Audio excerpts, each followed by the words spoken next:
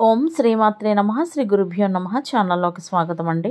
ఈ రోజు 2025వ సంవత్సరం ఏప్రిల్ మాసం 20వ తేదీ అనగా ఆదివారం నాటి వృషభ రాశి వారి రాశి ఫలితాలను తెలుసుకునే ముందుగా పంచాంగం వివరాలను చూద్దాం. స్వస్తి శ్రీ చాంద్రమానేన శ్రీ విశ్వావసునామ సంవత్సరము చైత్రమాసము వసంత ఋతువు ఉత్తరాయణము బహుళపక్షము తిథి సప్తమి ఏప్రిల్ 19వ తేదీ అనగా శనివారం నాడు సాయంత్రం 6:22 నుండి ఏప్రిల్ 20వ తేదీ అనగా ఆదివారం నాడు సాయంత్రం 7:01 వరకు. తదుపరి తిథి బహుళపక్షం అష్టమి ఏప్రిల్ 20వ తేదీ అనగా ఆదివారం నాడు సాయంత్రం 7:01 నుండి ఏప్రిల్ 21వ తేదీ అనగా సోమవారం నాడు సాయంత్రం 6:58 వరకు. నక్షత్రం పూర్వాషాఢ ఏప్రిల్ 19వ తేదీ అనగా శనివారం నాడు ఉదయం 10:21 నుండి ఏప్రిల్ 20వ తేదీ అనగా ఆదివారం నాడు ఉదయం 11:48 వరకు. తదుపరి నక్షత్రం ఉత్తరాషాఢ ఏప్రిల్ 20వ తేదీ అనగా ఆదివారం నాడు ఉదయం 11:48 నుండి ఏప్రిల్ 21వ తేదీ అనగా సోమవారం నాడు మధ్యాహ్నం 12:37 వరకు. కరణం భద్ర ఏప్రిల్ 19వ తేదీ అనగా శనివారం నాడు సాయంత్రం 6:22 నుండి ఏప్రిల్ 20వ తేదీ అనగా ఆదివారం నాడు ఉదయం 6:46 వరకు. బవ ఏప్రిల్ 20వ తేదీ అనగా ఆదివారం నాడు ఉదయం 6:46 నుండి అదే రోజు సాయంత్రం 7:01 వరకు. బాలవ ఏప్రిల్ 20వ తేదీ అనగా ఆదివారం నాడు సాయంత్రం 7:01 నుండి ఏప్రిల్ 21వ తేదీ అనగా సోమవారం నాడు ఉదయం 7:05 వరకు. రాహుకాలం సాయంత్రం 4:55 నుండి 6:29 వరకు.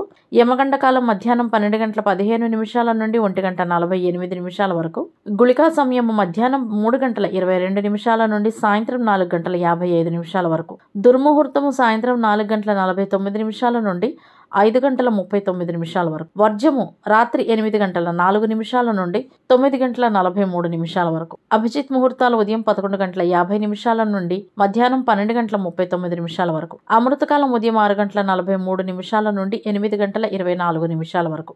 తదుపరి 5:59 నుండి 7:38 వరకు. బ్రహ్మ ముహూర్తం తెల్లవారుజామున 4:23 నుండి 5:11 వరకు. సూర్యోదయం ఉదయం 6 గంటలకు, సూర్యాస్తమయం సాయంత్రం 6:29. చంద్రోదయం ఏప్రిల్ 19వ తేదీ అనగా శనివారం నాడు అర్ధరాత్రి 12:08. చంద్రాస్తమయం ఏప్రిల్ 21వ తేదీ అనగా సోమవారం నాడు మధ్యాహ్నం 12:16. సూర్యరాశి మేషరాశి జన్మరాశి. చంద్రుడు ఆదివారం నాడు సాయంత్రం 6:04 వరకు ధనుస్సు రాశి గుండా ప్రయాణించి తిరిగి మకర రాశిలోకి ప్రవేశిస్తాడు. దిశాశూలం పశ్చిమ. ఇవంటి వాటి పంచాంగం వివరాలు. ఇప్పుడు వృషభ రాశి వారి రాశి ఫలితాలను గురించి తెలుసుకుందాం. ఈ రాశికి సంబంధించిన పురుషులు పరాయి స్త్రీలతో అప్రమత్తంగా ఉండాల్సి ఉంటుంది. అదే విధంగా మహిళలు పరాయి పురుషులతో అప్రమత్తంగా ఉండవలసిన సమయమే. అక్కర్లేని పరిచయాలు అనర్థాలకు దారితీస్తుంది. కాబట్టి అపరిచితులతో జాగ్రత్తగా ఉండాలి. అనవసర వివాదాలకు దూరంగా ఉండాలి. అవసరానికి మించి ఎక్కడా కూడా మాట్లాడటం కానీ పోట్లాడటం కానీ చేయకూడదు. వీలైనంత వరకు ఈ రాశివారు ఈ రోజు ఇంటి పెద్దల కనుసనల్లో మెసులుకోవటం మంచిది. అదే విధంగా ఒంటరి ప్రయాణాలు మానుకోవాలి. కుటుంబ సభ్యులతో ప్రయాణం అన్ని విధాలా శ్రేయస్కరం అనే విషయాన్ని గుర్తుంచుకోవాలి. వీలైనంత వరకు ఈరోజు మీ వాహనాన్ని ఎవరిని నడపనివ్వకపోవటం మంచిది. అదేవిధంగా ఎవరి వాహనాలపైన మీరు ప్రయాణం చేయకుండా ఉండటం చాలా అత్యుత్తమం అని చెప్పవచ్చు. ప్రభుత్వ రంగంలో పనిచేసే వారు కూడా ఈరోజు అప్రమత్తంగా ఉండాల్సిన రోజు.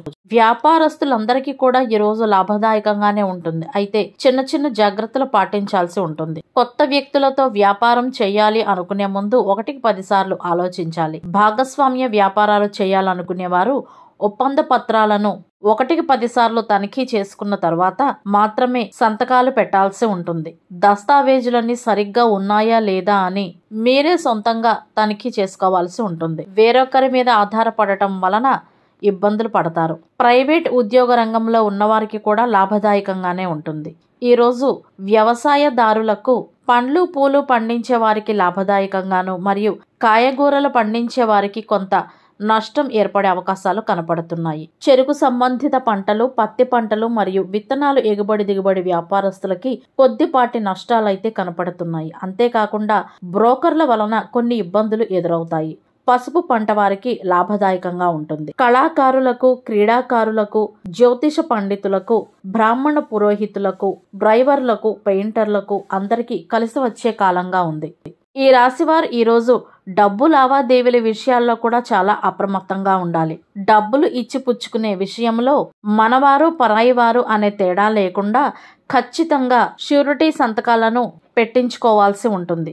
అదేవిధంగా ఈ రాశి వారు ఎవరికీ కూడా షూరిటీ సంతకాలు పెట్టకూడదు. ఈ రాశికి సంబంధించిన విద్యార్థులు కష్టపడితే గాని మంచి ఫలితాలను సాధించలేరు. అదేవిధంగా ఏకాగ్రత చాలా ముఖ్యం. అంతేకాకుండా సమయపాలన పాటిస్తే ఖచ్చితంగా విజయాన్ని సాధిస్తారు.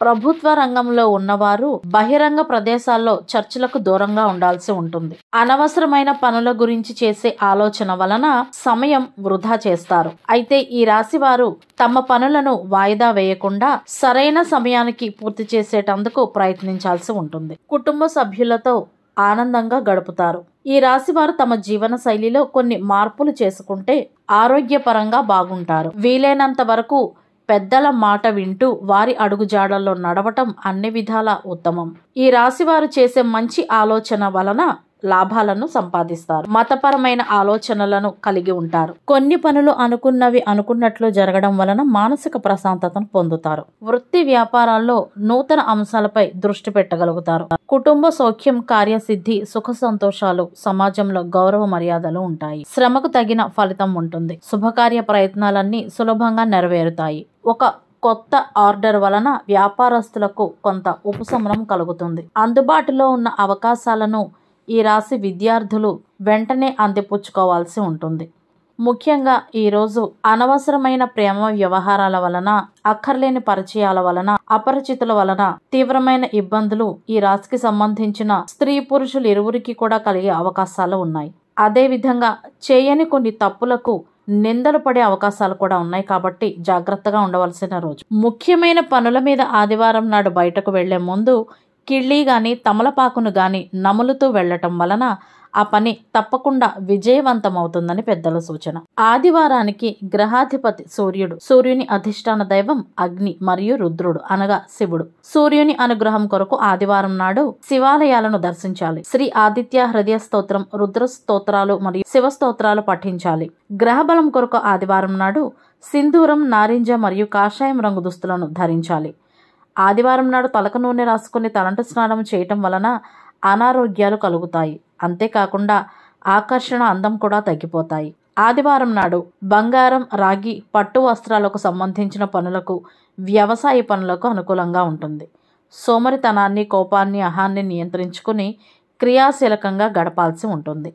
ఇవండి వాటి వృషభ రాశి వారి రాశి ఫలితాలు. ఇదే విధంగా ప్రతిరోజు పంచాంగం వివరాల కొరకై మరియు వృషభ రాశి వారి రాశి ఫలితాల కొరకై మన ఛానల్ను సబ్స్క్రైబ్ చేసుకుని వీడియోకు ఒక్క లైక్ చేయడం ద్వారా మీ సపోర్ట్ను మాకు అందజేస్తారని ఆశిస్తున్నాము. మొదటిసారి మన ఛానల్ని చూస్తున్న వారు ఎవరైనా ఉంటే కనుక తప్పకుండా సబ్స్క్రైబ్ చేసుకోవలసిందిగా కోరుతున్నాము. ధన్యవాదాలు.